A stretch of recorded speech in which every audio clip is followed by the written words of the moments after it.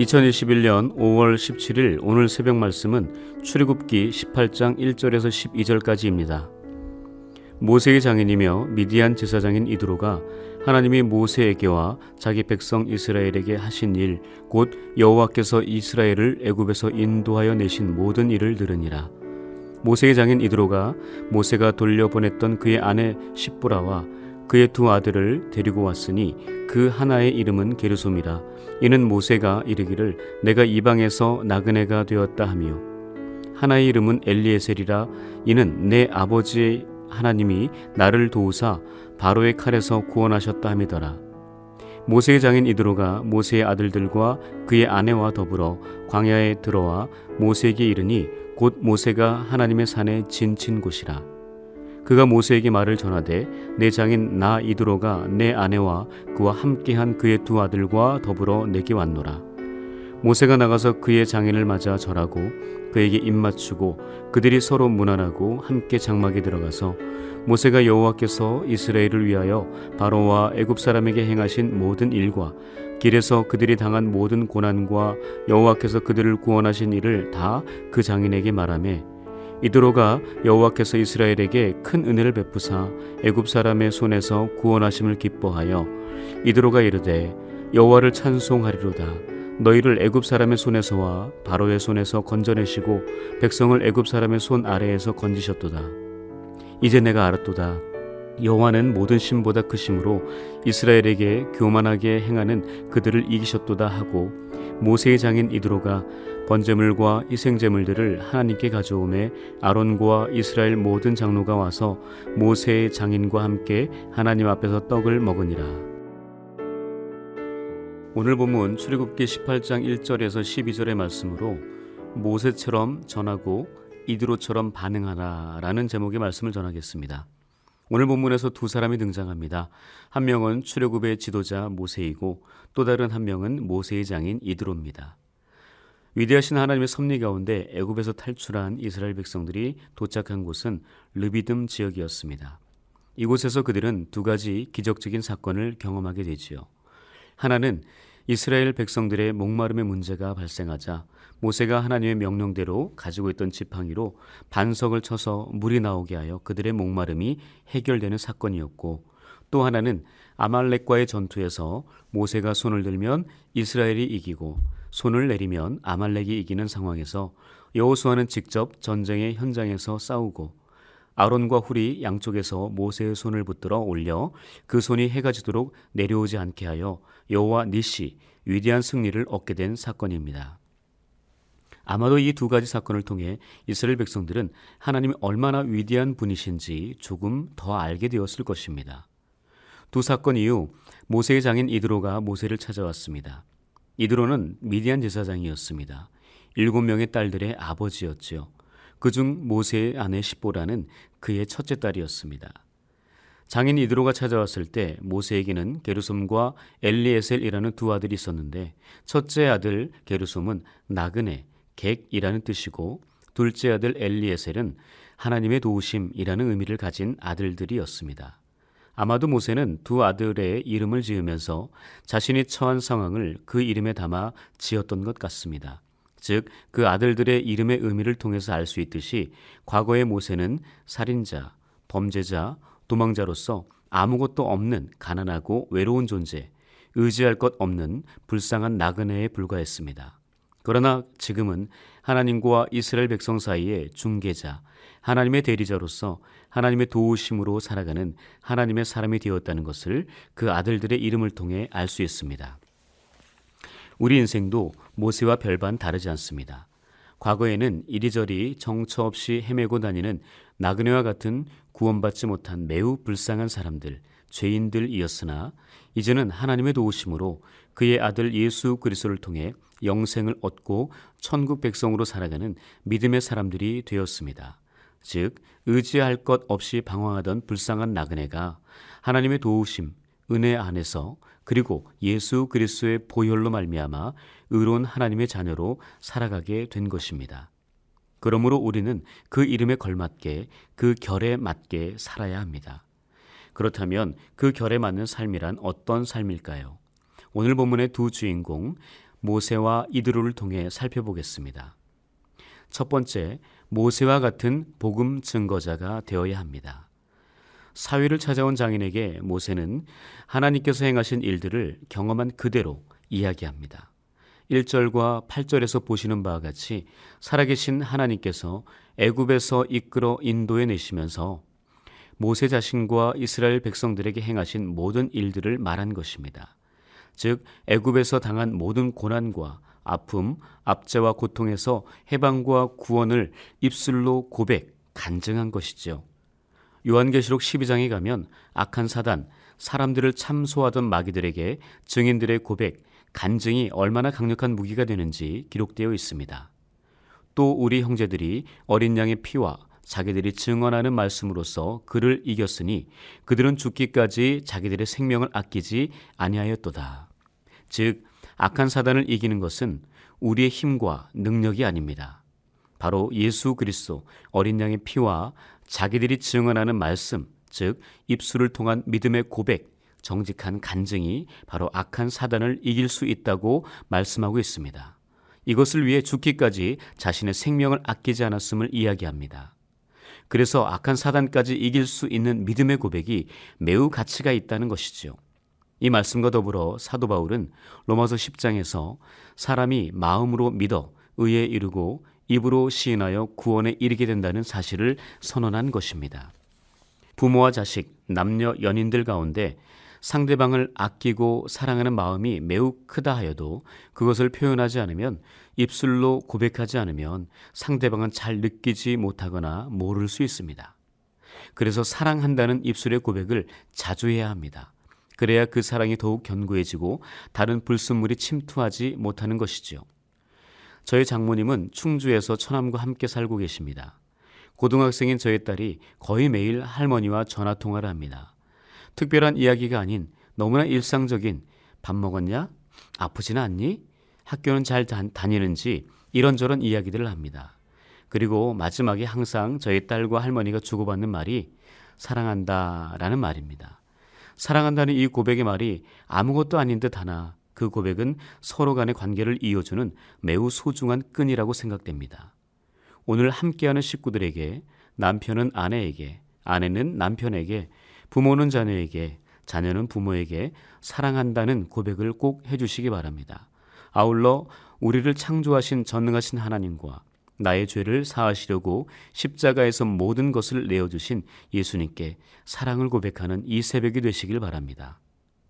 우리가 신앙적 고백과 함께 간증을 함에 있어 조심해야 할 것은 그 안에 자신이 드러나지 않고 오롯이 하나님과 그의 아들 예수 그리스도 그리고 성령 하나님이 드러나도록 하는 것입니다. 간증은 나의 자랑이 아니기 때문입니다. 그리고 하나님께서 역사하신 삶의 경험을 통한 간증은 상대방에게 영향력이 큽니다. 특히 부모님들의 모습을 옆에서 가장 가까이에서 지켜본 자녀들은 엄마 아빠가 가정의 위기와 고난의 때에 어떻게 믿음을 지켜왔는지 다 알고 있기에 그 파급 효과는 매우 큽니다. 그리고 그것을 부모가 자녀들에게 입술로 고백하며 하나님을 드러낼 때 그 자녀들의 마음에 믿음은 깊게 새겨지는 것이지요. 제가 담당하는 구역의 한 어떤 권사님의 딸이 엄마가 물질적으로 힘들 때 하나님의 말씀을 붙들고 기도하면서 어떻게 믿음으로 살아내셨는지 어머니를 보고 어머니에게 듣고 자랐기 때문에 저는 결코 주님을 떠나지 않을 것입니다. 저의 삶 속에서도 여전히 함께 하실 주님을 기대하며 저는 바라봅니다. 라는 믿음의 고백을 저는 들었습니다. 또한 사랑하는 어머니의 장례를 치르면서 나 또한 어머니처럼 자녀들을 키우고 싶고 엄마를 닮고 싶습니다. 라는 자녀들의 고백을 통해 말씀과 믿음으로 살아낸 삶의 경험이 자녀들에게 위기와 고난이 왔을 때 얼마나 큰 버팀목이 되는지 알 수 있습니다. 오늘 하루 우리의 삶을 돌아보시면서 하나님께서 나에게, 우리 가정에 어떻게 일하시고 행하셨는지 회고해 보시기 바랍니다. 그리고 그 일들을 다른 이들에게 입술로 고백해 보시기 바랍니다. 특별히 나의 일거수일투족을 모두 알고 있는 자녀들에게 하나님께서 어떻게 역사하셨는지 있는 그대로 모세처럼 간증해 보시기 바랍니다. 아마도 더 큰 감동과 행복, 감사가 넘치게 될 것을 확신합니다. 두 번째, 이드로처럼 복음을 듣고 적극적인 반응을 해야 합니다. 본문 9절에서 11절까지 이드로는 하나님께서 행하신 모든 일들을 사위 모세를 통해 듣자마자 참을 수 없는 반응을 보입니다. 그는 하나님 앞에서 교만하게 행하던 바로와 애굽 군대들을 물리쳐 주시고 그들의 손에서 건져주신 하나님을 찬양하며 마치 자신이 경험한 것처럼 기뻐했습니다. 그리고 그는 하나님께 드릴 번제물과 희생 제물들을 가지고 하나님 앞에서 제단을 쌓은 후 그 제물들을 아론과 이스라엘 모든 장로들과 나누어 먹기까지 합니다. 이처럼 이드로는 하나님께서 행하신 일들, 기적과 같은 구원의 소식을 듣자마자 지체 없이 곧바로 반응을 보입니다. 우리에게도 이드로와 같은 이런 적극적이고 긍정적인 믿음의 반응이 필요합니다. 누군가를 통해 하나님께서 일하신 일들을 들었다면 내가 경험한 것처럼 기뻐하며 즐거워하며 하나님을 찬양하며 예배의 자리까지 나아가는 반응을 해야 합니다. 우리는 요즘 반응을 하지 않는 무반응의 시대를 살아가고 있습니다. 예수님께서 이 세대의 사람들을 향하여 하신 말씀을 우리는 기억해 봐야 합니다. 우리가 너희를 향하여 피리를 불어도 너희가 춤을 추지 않고 우리가 곡을 하여도 슬피 울어도 너희가 가슴을 치지도 않았고 울지도 아니하였다. 하나님의 아들 예수가 이 땅 가운데 구원자로 메시아로 왔지만 그분을 알아보지 못하고 엉뚱한 이야기만 하고 있는 제자들을 향하신 말씀이었습니다. 더 나아가 이 말씀은 하나님의 말씀이 선포되어도 듣지 않으려고 귀를 막고 들어도 못 들은 척 반응하지 않고 깨닫지 못하는 영적으로 무디고 둔감한 사람들을 책망하시는 말씀입니다. 반응은 상대방에 대한 기본적인 예의입니다. 상대방의 말이나 행동에 대해 아무런 반응을 보이지 않는 것은 상대방을 무시하는 행위라고 할 수 있습니다. 어린 자녀에 대한 부모의 반응은 매우 중요한 가치입니다. 또한 나이가 지극한 부모님에 대한 자녀들의 반응도 매우 중요하죠. 늙었다고 나이가 많다고 무조건 무시하는 듯한 반응은 상대방에게 큰 상처와 아픔을 줄 수 있습니다. 본문에 등장하는 이드로처럼 하나님께서 행하신 일들을 전달받았을 때 주저하지 않고 위대한 일들을 행하신 하나님께 적극적으로 반응해야 합니다. 우리는 하나님의 은혜로 예수 그리스도를 통해 영생을 얻어 구원받는 사람들입니다. 그러기에 우리는 그 결에 맞는 삶을 살아내야만 합니다. 그래서 복음을 전하는 사람이나 하나님께서 행하신 일들을 간증하는 사람은 반드시 하나님과 예수 그리스도를 나타내야 합니다. 내 자신이 드러나면 안 되고 그분께서 일하심이 드러나야 합니다. 그래서 그 고백과 간증을 듣는 사람들이 하나님께 반응하도록 예수 그리스도께 나아가도록 중간자 역할을 잘해야 합니다. 그들이 하나님께로 예수님께로 예배로 찬양으로 기쁨과 감사로 반응하도록 증거해야 합니다. 이것이 바로 전하는 사람의 거룩한 책임, 부담감이라고 할 수 있습니다.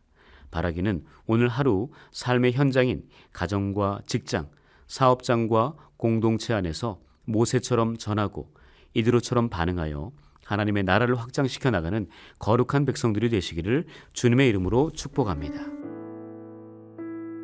함께 기도하겠습니다. 연약한 우리를 통해 복음의 진보를 이루시는 위대하신 하나님, 오늘 이 시간 여기까지 동행하여 주시고 인도해 주신 하나님께 감사를 드립니다.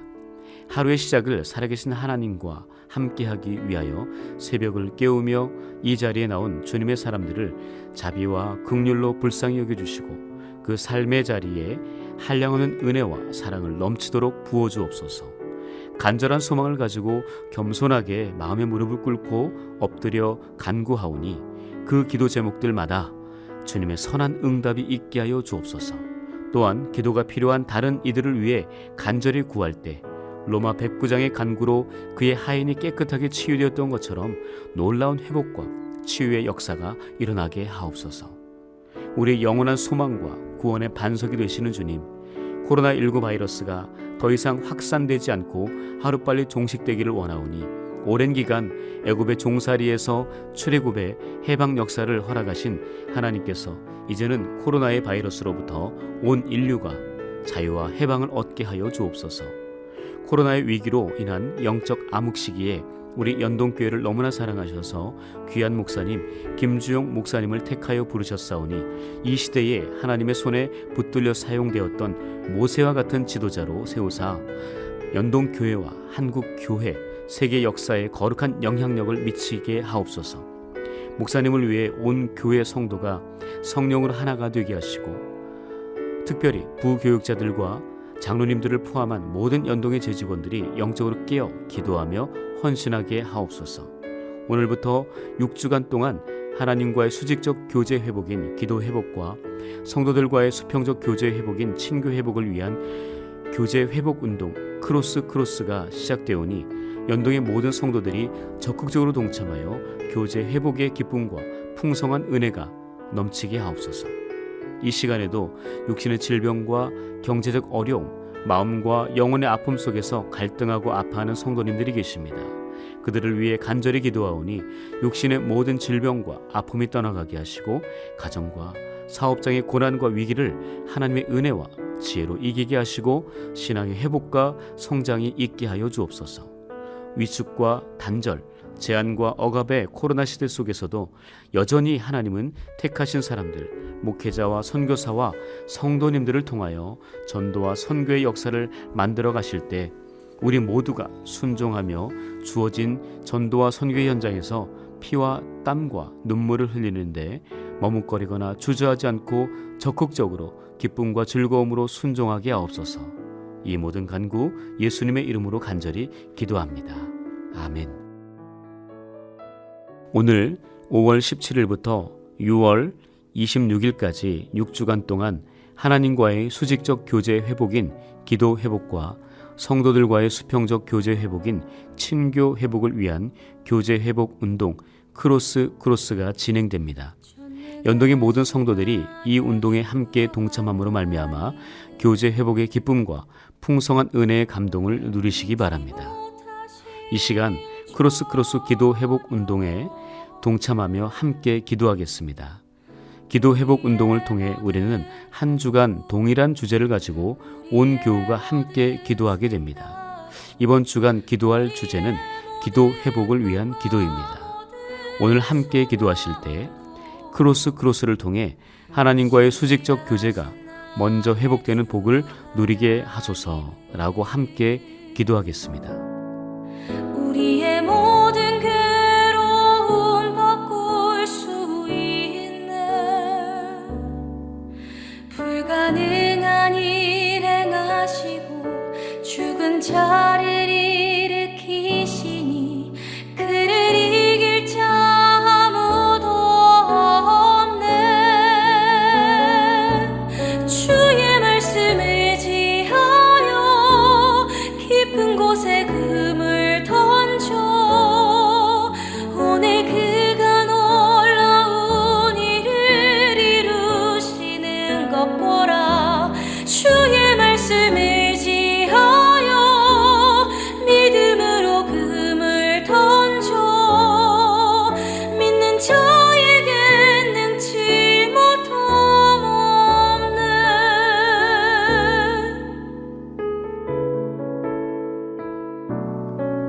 전능한